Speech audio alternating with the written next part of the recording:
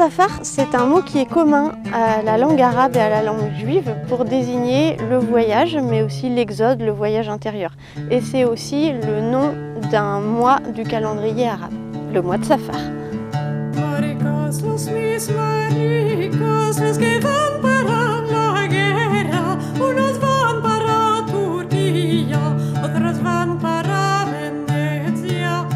On parle de musiques qui ont transité tout autour de la Méditerranée. C'est-à-dire, par exemple, si je prends le cas des Juifs qui ont été chassés d'Espagne pendant la Reconquista, ils sont partis avec leur culture, leurs textes, et au gré de leur exil, ces musiques se sont enrichies des influences des pays qu'ils traversaient.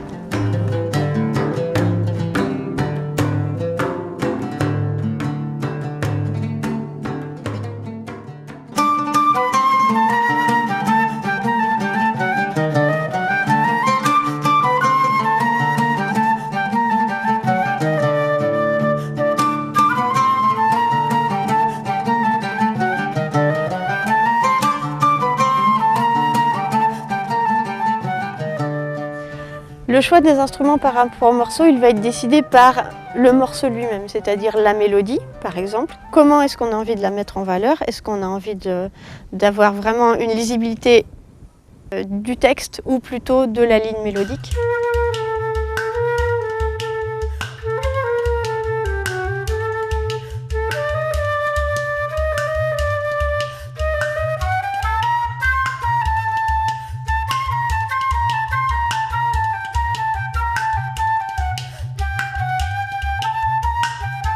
Après, ça va être une question de sens.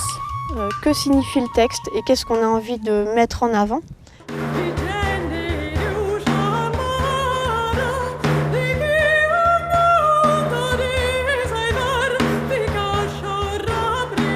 Le choix d'un morceau, il est défini par déjà nos goûts personnels, c'est-à-dire un coup de cœur pour un morceau.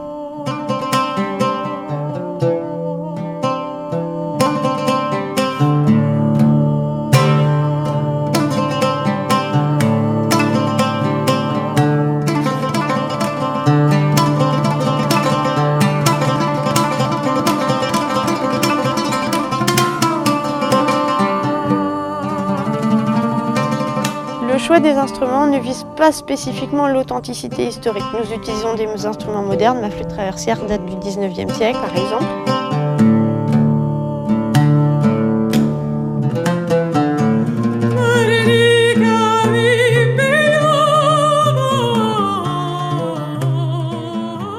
En concert, je prends la parole assez régulièrement pour expliquer le répertoire, pour expliquer le contexte historique, pour expliquer les textes, pour donner un petit peu de clés de lecture, parce que ce sont des morceaux qui sont assez rarement joués, donc peu connus, et c'est toujours bienvenu de savoir de quoi on parle et dans quelle sphère historique on s'inscrit.